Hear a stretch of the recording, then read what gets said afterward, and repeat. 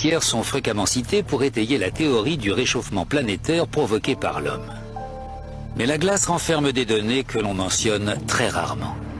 Le professeur Ian Clark est un éminent paléoclimatologue qui analyse en Arctique les températures de la Terre depuis des centaines de milliers d'années. Quand on s'intéresse au climat sur une très longue échelle temporelle, on recherche des matériaux géologiques qui ont enregistré les variations climatiques. Prenons une carotte de glace par exemple. Certes, on reconstitue la température à partir des isotopes de la glace, mais on libère également l'atmosphère prise dans cette glace et on peut alors observer le CO2 qu'elle contient.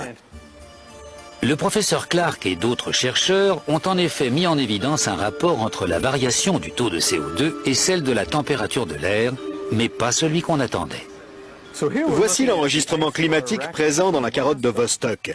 En rouge, c'est l'évolution des températures d'une époque lointaine à une époque plus proche, dans un intervalle capital, puisqu'il commence juste après une ère de glaciation.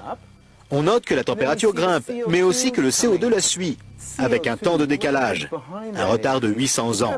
On peut donc dire que la température a 8 siècles d'avance sur le CO2. Plusieurs études majeures de la calotte glaciaire ont été menées et toutes montrent la même chose. Les températures augmentent ou diminuent, puis quelques siècles plus tard, le taux de dioxyde de carbone les suit. Donc, de toute évidence, le dioxyde de carbone n'est pas la cause de ce réchauffement. On peut même dire que le réchauffement entraîne l'augmentation de dioxyde de carbone. Très clairement, le CO2 ne peut pas causer les changements de température. Il en est le produit. Il suit les changements de température.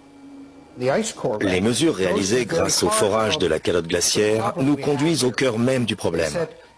On dit que la température montrera si le taux de CO2 en tant que gaz à effet de serre augmente dans l'atmosphère. Mais les forages font la démonstration inverse. Ils prouvent que l'hypothèse fondamentale de la théorie du changement climatique dû à l'homme est fausse.